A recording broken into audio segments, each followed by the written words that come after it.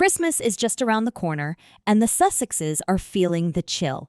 Not just from the Montecito winds, but from the icy reception they've received from King Charles in his annual Christmas speech. This year's address, filmed in advance with a crew from ITN, was notably devoid of any warm wishes for the Duke and Duchess of Sussex. Instead, it was laced with a message that could be interpreted as a thinly veiled ultimatum. The Sussexes, it seems, had been hoping for a reconciliation with the king over the holidays. After all, what other option do they have left? They are nothing without the royal family, and Hollywood does not want anything to do with them. But Charles, it appears, has other plans.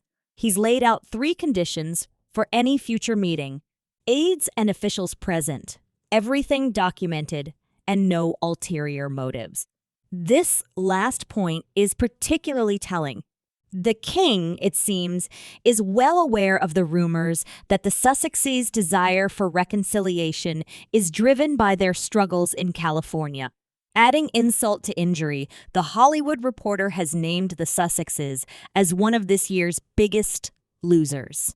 The industry Bible paints a bleak picture of a couple who have traded their royal titles for tabloid headlines and reality TV deals. Their year, according to THR, has been defined by hubris and delusion. The Express newspaper has also thrown cold water on the Sussexes' hopes for a Christmas reunion. According to their sources, King Charles has very little trust in his youngest son and won't meet with him unless the 3 aforementioned conditions are met. This lack of trust is understandable, given the public airing of dirty laundry that has characterized the Sussexes' relationship with the royal family in recent years. So where does this leave the Sussexes? On the outside, looking in. Their attempts at reconciliation have been met with skepticism and suspicion. Their Hollywood career is floundering, and the doors of Buckingham Palace remain firmly shut. As they sit down to their Christmas turkey in Montecito, they must be wondering what the future holds. Will they ever be welcomed back into the royal fold? Or are they destined to remain forever ostracized? Only time will tell. Meanwhile, the rest of the royal family will gather at Sandringham for Christmas as usual. But even there, the shadow of Harry and Meghan will loom large. The king's Christmas speech will be a constant reminder of the family's fractured state.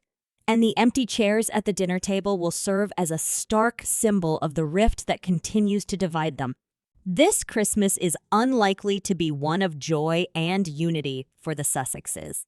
Instead, it will be a time of reflection and introspection, a time to come to terms with the choices that have been made and the paths that have been taken, and a time to wonder whether there is any hope for reconciliation in the year to come.